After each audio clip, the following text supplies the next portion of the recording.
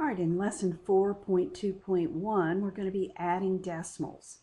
And I know that you've done this in the past, but I did want to mention to you, yes, you line up the decimals when you're adding, but why do you line up the decimals?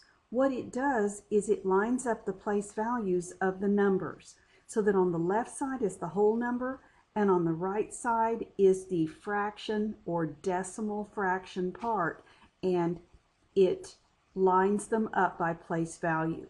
So don't worry about, usually with whole numbers we just justify our numbers, but with decimals, line up the decimals. I've included some lined paper now so I can do this. I have 741 and 73 hundredths, and I have 42 and 84 hundredths. So when I add them, 3 and 4 is 7.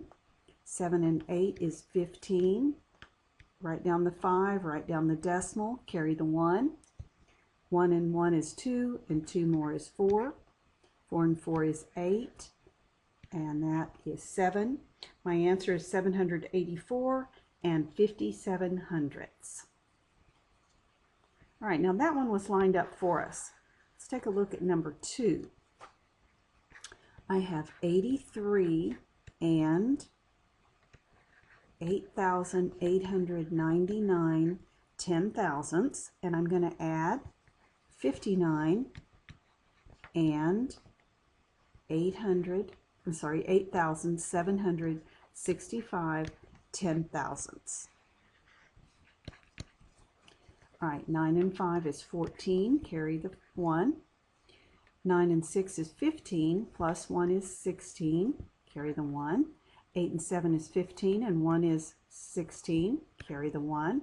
8 and 8 is 16, with 1 makes 17, and copy down that decimal point. I've carried my 1. 1 and, you can of course do these in different orders. 1 and 3 is 4, 4 and 9 is 13, carry the 1. 1 and 8 is 9, and 5 is 14. My answer is 143 and 7,664 10,000ths. All right, we have to be a little bit more careful in this next one.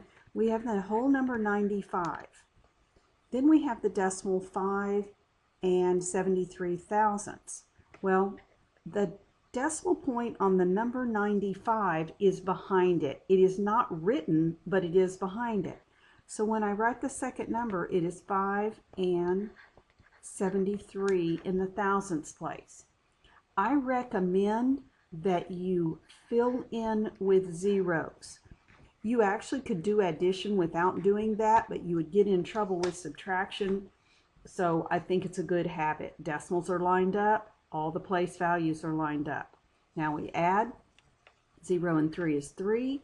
0 and 7 is 7. 0 and 0 is 0. Bring down the decimal point. 5 plus 5 is 10. Carry the 1. And 1 and 9 is 10. So I get 173 thousandths.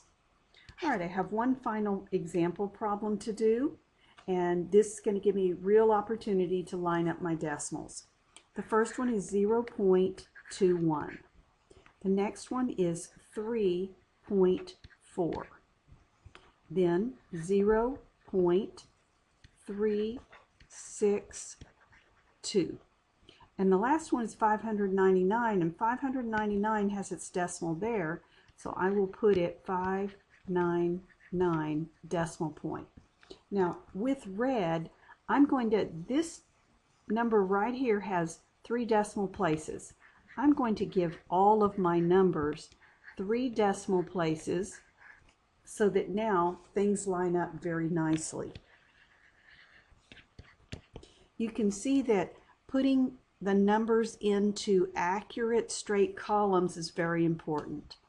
When I add the first column, I just get a 2. Then I have 1 and 6 is 7. 2 and 4 is 6.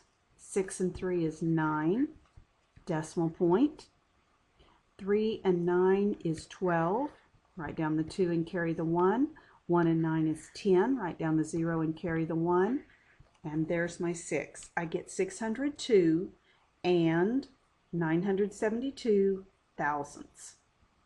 Okay, so neatness is important. Filling in with those zeros as placeholders, I think, is also a very good habit to get into. Now you do the addition of your problems.